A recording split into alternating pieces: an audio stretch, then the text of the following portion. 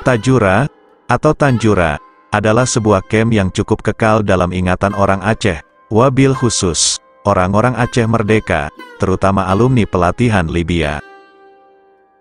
Bagaimana kisah camp ini didirikan, untuk apa didirikan, dan bagaimana nasibnya sekarang setelah Presiden Gaddafi meninggal? Yuk simak sampai habis video ini, agar kau tak penasaran lagi. Tapi, untuk keberkahan kita bersama, mari sukai, bagikan dan subscribe ini channel.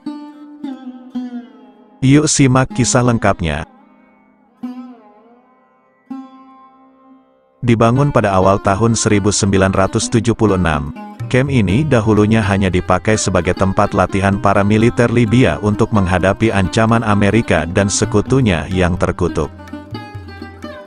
Namun dengan berjalannya waktu dan melihat banyak negara muslim yang tertindas, Muammar Gaddafi mengubah camp ini untuk pelatihan militer cuma-cuma bagi kelompok tertindas di negaranya. Dana yang digunakan ketika melatih militer ini berasal dari anggaran belanja resmi Libya dan merupakan bantuan resmi, tapi bukan dalam bentuk bangunan sekolah atau rumah kebudayaan seperti yang dilakukan negara-negara barat. Gerilyawan Aceh Merdeka adalah salah satunya. Namun, pelatihan militer ini juga diikuti oleh pejuang-pejuang dari Patani, Thailand, Moro, Filipina, Organisasi Pembebasan Palestina, PLO, dan sayap militer perjuangan Irlandia, IRA, ada juga dari Amerika Latin dan banyak dari negara-negara Afrika pecahan dari Perancis.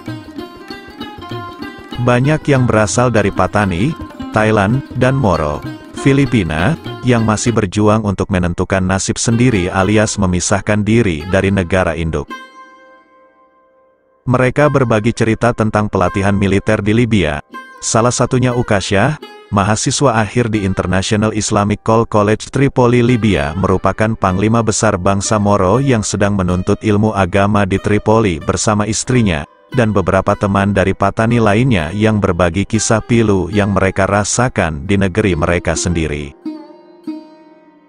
Sederet kenangan indah saat berada di camp Tajura adalah mengingat sosok almarhum Dr. Tengku Hasan Muhammad di Tiro.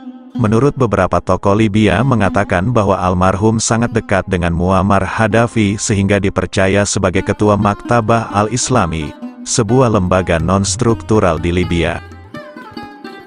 Selain itu, Tengku Hasan juga didaulat menjadi presiden komite peserta pelatihan militer, membawahi peserta-peserta dari negara lain sehingga tingkat kepercayaan untuk Hasan Tiro sangat tinggi. Beginilah negosiasi yang dilakukan Hasan Tiro yang sangat ramah sehingga mendapatkan kepercayaan yang besar dari Muammar Gaddafi.